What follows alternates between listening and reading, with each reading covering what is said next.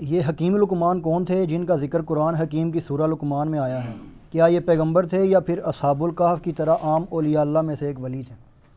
یہ حکیم وہ آپ والا حکیم نہیں ہے جو ڈاکٹر حکیم والا ہوتا ہے، یہ وہ حکیم ہے جس طرح ہم حکیم الامت کہتے ہیں ڈاکٹر اقبال کو، یعنی حکمت کی باتیں کرنے والا۔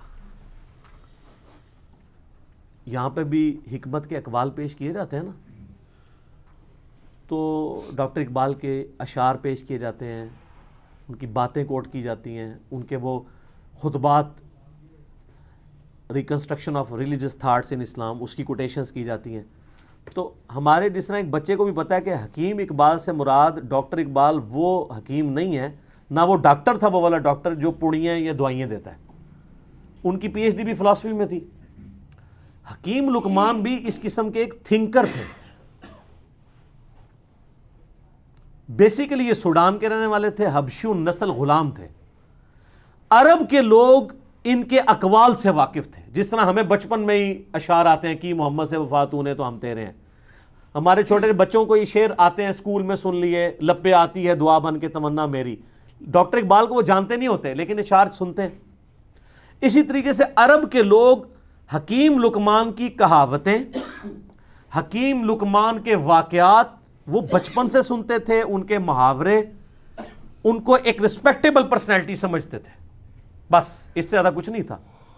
نبی نہیں تھے وہ، کسی نبی کے صحابی بھی نہیں تھے وہ، کیونکہ قرآن حکیم میں جو سورہ لقمان میں ان کا ذکر آیا تو انہوں نے صرف توحید اور آخرت کا ذکر کیا، کسی نبی کی پیروی کا ذکر نہیں کیا، ورنہ یہ نبی پہ واجب ہوتا ہے کہ جب وہ دین سکھا رہا ہوتا ہے تو وقت کے پیغمبر کی پیروی کا حکم دیتا ہے۔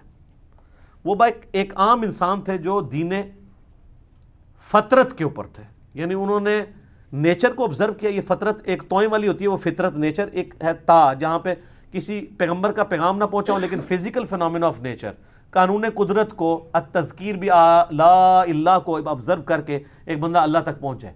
اس طرح وہ گاڈ تک پہنچ چکے تھے۔ ان کی سر نصیحتیں پڑھیں، پہلی نصیحت ہی ان کی کیا ہے؟ یا بنی لا تشرک باللہ ان الشرک لظلم عظیم۔ اللہ نے بیسیکلی مشرکین عرب کو کہا کہ جس حکیم لقمان کو تم اتنا بڑا بزرگ سمجھتے ہو، اس کی باقی کہاوتیں تو سنی ہوئی ہیں، جو اصل اس کی بات ہے کہ اس نے کہا تھا شرک نہیں کرنا، تو تم شرک کا اڈا یہاں پہ کھولے بیٹھے ہوئے ہو کعبے میں۔ یہ حکیم لقمان کی تمہیں نصیحت نہیں پتا؟ جس طرح ہم ناسبیوں کہتے ہیں کہ بخاری مسلم میں رفع الدین کی حدیثیں ہیں تو آل امیہ کے خلاف بھی ہیں، تو یہ حدیثیں نہیں ماننی تم نے، الزامی جواب، اینٹی وینم پھکی کے طور پہ۔ تو یہ سورہ لقمان اس لیے ان کو ایڈریس کرتی تھی، وہ بچپن سے جانتے تھے کہ حکیم لقمان بہت دانا تھا، بہت عقل مند شخص تھا۔ تو عقل مند شخص توحید کی دعوت دینے والا تھا، اس کی توحید کی نصیحت تو تم نے بھلا دی ہے، شرک کا اڈا بنایا ہوا ہے کعبے کو۔ تو اللہ تعالیٰ نے اس لیے ان کے نام پہ سورت رکھی۔ حبشی النسل تھے، موٹے ہونٹ، حبشی کس طرح کا ہوگا؟ یہ تو آپ کا کرائٹیریا ہے نا، خوبصورت شکل ہو، ناک باریک ہو، ہونٹ پتلے ہوں۔ اللہ کے نزدیک تو مسلم شریف کی حدیث ہے، اللہ تمہاری شکلوں اور مال کو نہیں دیکھتا، دلوں اور مال کو دیکھتا ہے۔ تو شکلوں کو کیوں دیکھے؟ شکل بنائی کس نے ہے؟ اللہ نے، تو اس نے شکل کو کیوں دیکھنا ہے؟ اعمال کا اختیار آپ کو دیا، اس لیے آپ کے اعمال کو دیکھتا ہے۔ دل میں اچھائی اور برائی کی تڑپ اور اس کو ایگزیکیوٹ کرنا، اس کا اختیار اس نے آپ کو دیا، اس لیے اس کے اوپر جج کرتا ہے۔ تو حکیم لقمان کے بارے میں آپ کو اسلام کی جو پہلی تفسیر ہے نا ابن جریر کی، امام طبری جنہیں کہتے ہیں، المتوفا 310 ہجری، انہوں نے تفسیر ابن جریر لکھی ہے۔ ابن کثیر نے المتوفا 774 ہجری، انہی سے اکثر چیزیں کاپی کی ہیں۔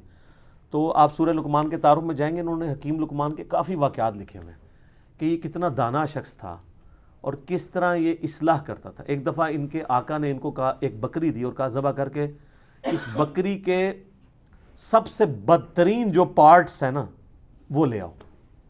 تو انہوں نے بکری ذبح کی، زبان اور دل اٹھا کے لے آئے۔ اب پھر ایک بکری اور مالک نے دی اور کہا اس کے سب سے بہترین پارٹس لے کے آؤ، پھر زبان اور دل اٹھا کے لے آئے۔ مالک نے کہا کہ یہ کیا؟ انہوں نے کہا یہ زبان اور دل اگر ٹھیک ہو جائے نا انسان کا تو اس سے بہتر اعضاء کوئی نہیں ہے، اور اگر زبان اور دل ڈی ٹریک ہو جائیں تو ان سے برا کوئی عضو بھی نہیں ہو سکتا۔ یہ جناب حکیم لقمان تھے۔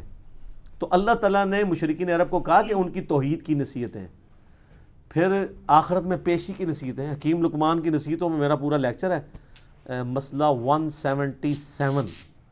آپ جا کے دیکھیں تو آپ کو پتہ چلے گا جی حکیم لقمان نے کیا کیا نصیحتیں. سورہ لقمان میں 8 نصیحتیں تھیں ان کی، 2 اللہ نے مزید ایڈ کر کے تلک عشرۃ کاملہ، اور وہ 2 نصیحتیں ماں باپ کے ساتھ اس نے سلوک کی ایڈ کی، جو حکیم لقمان نے شاید عاجزی کی وجہ سے اپنے بچے کو نہیں کی، شاید موت کا وقت تھا تو اب وہ اس کو سکپ کر گئی یا اوور لک ان سے ہوگی، تو اللہ تعالیٰ نے اسے پرفیکٹ کیا. ان نصیحتوں سے کئی آئیڈیا نہیں ہوتا کہ انہوں نے وقت کے پیغمبر کی پیروی کا کہا ہو. اس سے لگتا ہے کہ وہ ایک ایسے شخص تھے جنہوں نے فزیکل فنامنا آف نیچر کو آبزرو کر کے خدا تک پہنچ چکے ہوئے تھے کہ اس کائنات کا ایک کریٹر ہے اور Allah is the only explanation of all the physical phenomena in this world. وہ اتنی رقت انگیز ان کے الفاظ ہیں، اے بیٹے اللہ کے ساتھ شرک نہ کرنا، بے شک شرک سب سے بڑا گناہ ہے، سب سے بڑا ظلم ہے، اور اگر تم پہاڑ کی چٹانوں میں یا آسمانوں میں بھی کوئی گناہ کرو گے تو قیامت دن اللہ تعالیٰ تمہارے سامنے لے آئے گا. اچھا آسمانوں میں کس نے گناہ کرنا تھا؟ اس زمانے میں تو اڑتا تو کوئی بھی نہیں تھا، لیکن آج آپ کی ساری سمگلنگ پاکستانی ایئر ہوسٹس جو کر رہی تھیں اور جو کچھ باقی معاملات ہوتے ہیں وہ آسمانوں میں ہی گناہ ہو رہے ہوتے ہیں. تو وہ یہ نہ سمجھیے گا انہوں نے زمین پہ گناہ نہیں کیا، آسمانوں میں، قرآن میں لکھا ہے آسمان میں بھی کوئی گناہ کرو گے اللہ تعالیٰ لے آئے گا قیامت والے دن.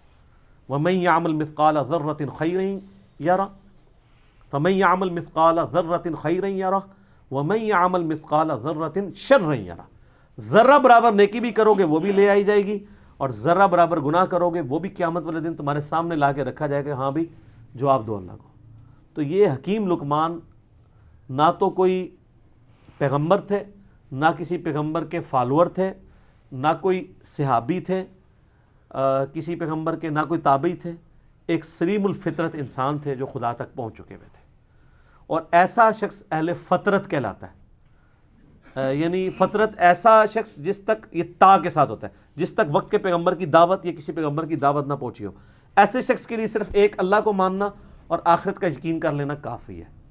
چاہے نبی کی دعوت نہ بھی پہنچی ہو، اس کے لیے بس یہ اتنا اجمالی عقیدہ رکھنا کافی ہے. البتہ جب وقت کا پیغمبر آ جائے پھر اس کو ڈینائی کرے گا تو وہ کافر ہوگا، لیکن ایسے لوگ عموماً ڈینائی نہیں کرتے. اس کی آپ کو نمائندہ مثال بتاتے ہیں. سیدنا زید بن عمر بن نفیل، آپ کو پتہ ہے نا ان کے بارے میں، صحیح بخاری میں آتا ہے. ان کا ایک بیٹا ہے سعید ابن زید. سعید ابن زید کو جانتے ہیں؟ اشرم وشرا والی حدیث والا، مغیرہ ابن شعبہ اور حضرت معاویہ کے ساتھ جھگڑا کرنے والا، اور مولا علی کی شان میں 10 صحابہ کے جنتی ہونے والی حدیث سنانے والا، حضرت عمر کا بہنوئی سعید ابن زید، شروع کے مسلمانوں میں سے. ان کا باپ تھا زید بن عمر بن نفیل. اس کے اوپر بخاری میں چیپٹر ہے. یہ اہل فطرت میں سے تھے. نبی علیہ السلام فرماتے ہیں کہ مجھے صحیح طرح یاد ہے، میں جوانی میں تھا، اس وقت اللہ نے مجھے مبعوث نہیں کیا تھا. ایک جگہ میں دعوت پہ گیا تو وہاں پہ لا کر دسترخوان کے اوپر کھانا رکھا گیا، اور نبی اسلام کی اس وقت عمر 25 سال تھی. تو آپ کہتے ہیں کہ میں نے زید بن عمر بن نفیل کو دیکھا کہ وہ اس دسترخوان سے اٹھ گیا اور اس نے کہا کہ میں بتوں کے نام کا ذبیحہ نہیں کھاؤں گا. ہائے ہائے ہائے ہائے. آپ فرمایا پوری امت بن کے اٹھے گا وہ، اور وہ کعبے کے ساتھ لپٹ کے کہا کرتے تھے اللہ میں صرف تجھے پوجنا چاہتا ہوں. لیکن وقت کے پیغمبر کی کوئی تعلیم ان تک نہیں پہنچی ہوئی تھی. مواحد تھے، وہ یہ مانتے تھے بت پرستی حرام ہے، پیغمبر کی دعوت نہیں تھی. اسلام آنے سے پہلے دنیا سے چلے گئے. لیکن آپ دیکھیں امام بخاری نے رضی اللہ عنہ لکھا ہے، صحابی نہیں ہے لیکن بیٹا تو صحابی نکلا نا. پھر سلیم الفطرت لوگ کیسے ہوتے ہیں؟ ان کا بیٹا ہے سعید ابن زید، حضرت عمر کا بہنوئی، جس کو حضرت عمر سے مار پڑتی تھی اسلام لانے کی وجہ سے. اور یہ پھر آخری وقت تک آپ دیکھیں ڈٹے رہے ہیں. وہ تو آپ کربلا والا ریسرچ پیپر پڑھ لیں، جب سب لوگ مسریت کا شکار تھے، یہ تو اعلانیہ مجموعوں میں کھڑے ہو کے کہتے تھے تم جنتی شخص علی ابن ابی طالب پہ لعنت کرواتے ہو. ہم کبھی بھی اس پہ لعنت نہیں کریں گے، کیونکہ میں نے رسول اللہ سے سنا ہے ابو بکر جنت میں، عمر جنت میں، عثمان جنت میں، علی جنت میں. سنن نسائی الکبریٰ میں اوپر تلے کتنی حدیث ہیں، میں نے اس اپنے کربلا والے ریسرچ پیپر میں ڈالی ہے. ایک تابعی آ کے کہتا ہے کہ میں اس دنیا میں سب سے بڑھ کر سیدنا علی سے محبت کرتا ہوں. تو سعید ابن زید نے یہ نہیں کہا تو شیعہ ہے، یا رافضی ہو گیا. آپ فرمایا تجھے خوشخبری ہو تو ایک جنتی شخص سے محبت کرتا ہے.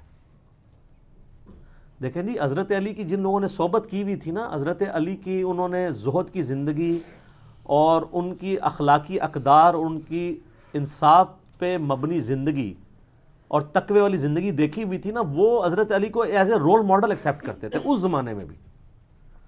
ابھی ایک بندہ آ کے کیٹاگوری، وہ اب سے ابھی یہ بھی نہیں کہہ رہا کہ سب زیادہ محبت تو رسول اللہ سے ہونی چاہیے. یقیناً نبی علیہ السلام سے بھی ان کی محبت ہوگی، ان سے بڑھ کے ہی ہوگی.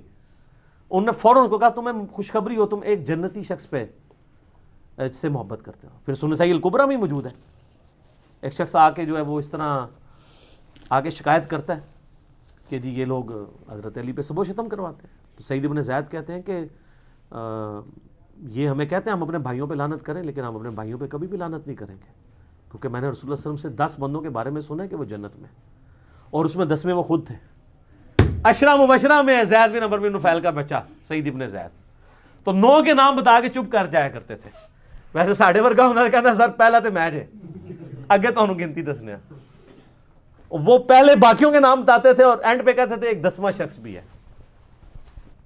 پھر لوگ کہتے تھے وہ کون ہے؟ تو کہتے تھے اگر تم ضروری سمجھتے تو میں بتا دیتا ہوں وہ میں ہوں. یہ تھی عاجزی. تو ان کے والد زید بن عمرو بن نفیل وہ بھی اہل فطرت میں سے تھے، جسٹ لائک سیدنا لقمان رضی اللہ تعالی عنہ و رحمہ اللہ تعالی و علیہ السلام.